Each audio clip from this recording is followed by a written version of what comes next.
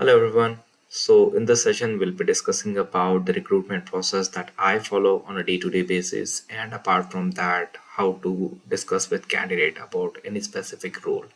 So the basic communication methods I'll be discussing with you on this specific module itself. Apart from that, I'll also be sharing a detailed write-up for this specific session along with the attachment. So to start with the JD process, what I usually do is I get the role understanding from the client, or else we can say the account manager who is in continuous interaction with the client, as for that matter. So once you get an understanding about the role, you get the role requirements from the client, you get the role requirements either from the client or else from the account manager. So I start with getting the role from the client or else from the account manager. So usually these are the people who give you the requirements or else any specific role to work upon. After you get a role from the account manager or else from your client directly, in that case you just need to understand the requirement, what exactly the client or the account manager is needing. In that case, you also need to go through the company's website. You need to understand what the company is exactly into, like what kind of products they are serving, what kind of services they are offering to their clients. So once you understand the company and their culture, it will be easy for you to sell the kind of position and the organization to the specific candidate. So this is one of the very basic things that you need to do once you get any specific role. If you're working in a corporate environment, it won't be very difficult for you because you need to do it only once. You need to understand the company that you're working with. You need to sell the specific things to the same candidate. But if you're working for any consulting organization, for every single role, there will be a different client. So you need to understand the client, their businesses, what kind of services they are offering, what kind of products they have in the market. So the basic understanding of the organization is a must for any specific role or for any specific client. So once you understand the organization and their products, then you start searching for the candidates on the LinkedIn who are working within the same company and on the same role. So that way you get an insight what exactly these people are doing right now. So let's say if you're hiring for a HR manager for, let's say, any XYZ company. In that case, what I would suggest is go through the LinkedIn profile of the person who's actually currently working on the similar role. So let's say if I have someone like someone around 2 to 3 years of experience working as a HR manager and with the same specific company, like the client company that we are hiring for, and on the same role. So in that case, it will be easy for you to like understand the specific role, what exactly they are doing, what kind of keywords they have mentioned on their resume or else on their LinkedIn profile. You'll understand it and you can jot down some of the points on your notes. Once you understand the role, then probably what I would suggest is just start sending the mailers, the mass mailers, to the potential candidates so that it will be easy for you. Like if you're hiring throughout the day, in that case, by the midday, you'll get some of the profiles who are interested and they'll start sending you the rewards over the email itself. If not, in that case, what we'll do, we'll start searching the profiles on Naukri. We'll start speaking to the candidates, the potential candidates. We'll check if they're interested and if they are looking out for any change right now. So take as many telephonic interviews as you can. And in order to avoid sharing or sourcing any less relevant candidates, you should be having a very brief conversation with the candidates. You should be having this conversation and you need to understand what exactly they are working on right now. So in order to do that, you need to judge the candidates on following pointers. So first of all, you need to check the relevance of the resume along with the JD. So let's say if I have candidate who has done a lot of things throughout their career, but I need only specific 2 or 3 technology stacks that the candidate should have worked upon. So in that case, I'll be checking if the candidate has that much of relevant experience with the specific things that I'm looking for or not. So you need to always check the relevance of the resume with the JD, that is job description. You need to have a communication, and that should be like excellent regardless of the roles. So the candidate should have good or else excellent communication skills no matter what. That's the first pointer that I would recommend you should always check when you are having a word with the candidate for the first time. Apart from that, candidate should be willing to towards the engagement for that role that you're hiring for. So you need to ask them what exactly are the reasons because of which they are looking out for a change and what excites them for the specific role that you are offering them right now. Apart from that, you also need to check with the candidate if they have any offer letter in the hand. So this is one of the most possible scenarios, like if you're hiring for someone who is willing to join immediately or else who is already serving their notice period. So in that case, it is a must thing that you should check with the candidate that if they are holding any offer already in the hand. This is done in order to like avoid any kind of inconvenience in the future. So let's say if you have a budget of 20 lakhs per annum, and in certain cases the candidate has already has an offer of 30 lakhs per annum in their hand. So in that case, you will be already wasting your time if you further continue to discuss with the candidate, because you don't even have that kind of budget with you. So ask these kind of things in the initial brief discussion itself, that if they are holding any offer, and take the details of that kind of offer that they are holding.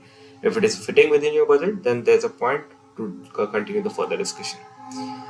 Apart from that, you need to check the willingness to appear for an interview. Let's say if it is a face-to-face interview or else on an online interview, you should be checking with that candidate. Like let's say if you're conducting a drive over the Saturday or else over the Friday, in that case you need to check with the candidate first in the prior hand itself. Like if they will be open for like any kind of interview over Microsoft Teams or else over the Zoom over the Friday, like on Friday or else on Saturday itself. If they are interested in that case, you will be saving a lot of time when it comes to scheduling the interviews. So this thing I would recommend you do it in the first call itself. Check their willingness to appear for the interview. Also, you should also be checking with their notice period part. And let's say if someone has a notice period of 90 days or 60 days, you need to ask them if that notice period is negotiable or not. So in certain cases, candidate will upfront tell you that they have seen people leaving within 15 days, 20 days, 30 days, whatever it is, less than their notice period. So they'll tell you in the first call itself. If that is possible, just make a note of it in the tracker itself that the notice period is negotiable by these many days. So once that is done, you are done with the first conversation with the candidate. What I would recommend is take a copy of the job description, send it over to the candidate, take their acknowledgement that they are okay with the opportunity. So this makes sure that even if the candidate backs out at the later stage of the interview or else of the process, you have a solid copy with you over the email that you can tell the client that this candidate was earlier interested, later on he changed his mind. But by the time I had a conversation with this candidate, he was interested and I have a proof of that.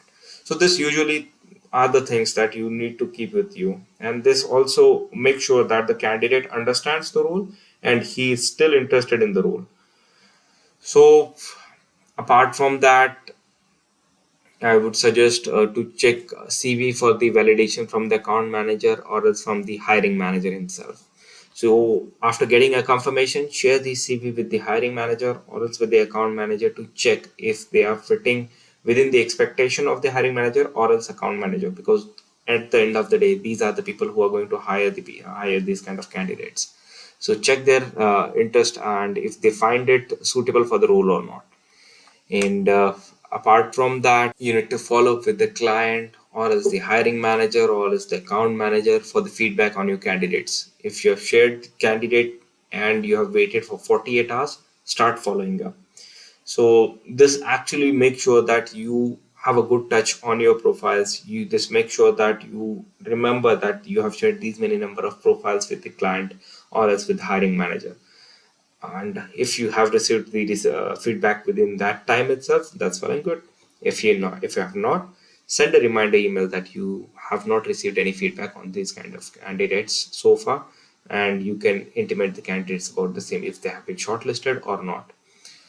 Moving forward, you must have an understanding what kind of interview process the client is or else the hiring manager is going to take. So in that case, you need to make sure that you convey the same thing to the candidate as well. So let's say if I have a candidate role in which we are going to conduct two rounds of virtual interview and the final round will be a face-to-face round. So in that case, the candidate has to appear for the final round of interview at the office itself. So that you need to make sure that you convey it to the candidate as well. So, and apart from that, during the interview process, if the candidate is selected, you should tell them that there will be a next round of interview. If not selected, you should send them a rejection mail at least, that your profile has been rejected because of so and so reason, and take the specific feedback from the account manager or else from the hiring manager himself during that time itself before sending a rejection email to the candidate. Going forward, I'll just give you a demo of a brief telephonic call, or we can say a script with the candidate that you can have. In that case, you'll understand it in a better way. So what I usually follow, I'll just tell you that right now, and I'll share this thing along with the attachment after like with this session itself. So I usually start with my introduction and the kind of role that I am offering to the candidate so that the candidate understand what this call is about and what kind of opportunity is being offered to them. So I usually begin like this. Hi, I'm Apoorv here. Am I speaking to Mr. XYZ? Considering that XYZ is the name of the candidate. Once that is done, if he or she confirms that it is the same person, so I'll continue with. So hi, this is Apoorv here, and I'm calling you on behalf of ABC Consultants. This call is in regards to a career opportunity in case you're looking out. So if the candidate says yes, I'm looking out, or else I'm open for a change. So in that case, you can start a further conversation. So if the candidate says no, I'm not looking out, in that case you can drop the candidature of that specific candidate. Otherwise, if the candidate says that can you please call me back later, in that case take the availability of the candidate for the further call. Let's say if he asks you to call back within next 30-40 minutes, give them a call after 30-40 minutes, but don't force those candidates, because usually they might lose interest in the role if you force for specific reason. So let them take their time, let them understand the role meanwhile, and by the time you're waiting, send them a job description for the role so that they can go through it, and while having a conversation they'll have a clear idea what exactly they are talking about, or as what exactly you're pitching for. And if the candidate is open and is available for the discussion then and there itself, in that case the further discussion will look like this.